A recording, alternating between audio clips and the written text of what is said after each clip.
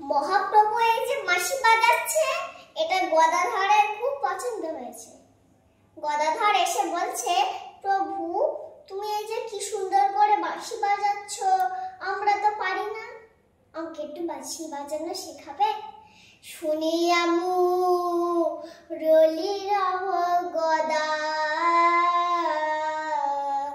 আমার গদাধর আইলো আইলো রে, আর মুরলি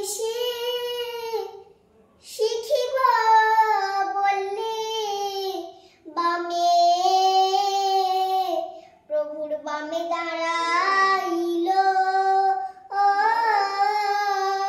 বলে শিখাইয়ে দাও হে, বলে শিখাইয়ে দাও হে, তুমি কেমন করে বাঁশি বাজাও, শিখাইয়ে দাও হে, তুমি কেমন করে বাঁশি বাজাও, ও হে আমার গৌর হরি, কেমন করে বাঁশি বাজাও, ও হে আমার গৌর হরি, কেমন করে বাঁশি বাজাও, আমাকে শিখাইয়ে দাও হে।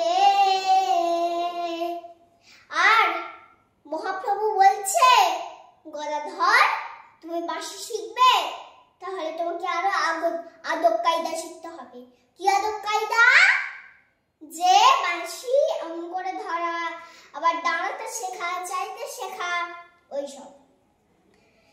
তা শুনিয়া মহাপ্রভু, আর তা শুনিয়া মহাপ্রভু কহে, আমার কহে হাসি হাসি,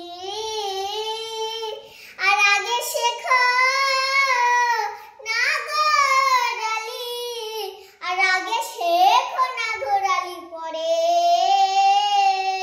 দাঁড়াও দাঁড়াও দাঁড়াও প্রভু দাঁড়াও, তুমি এই যে নাগরালি বললে, নাগরালিটা আবার কি জিনিস? আর মহাপ্রভু বলছে নাগরালি মানে নাগরের ভাব, তাই বলছে আগে শেখো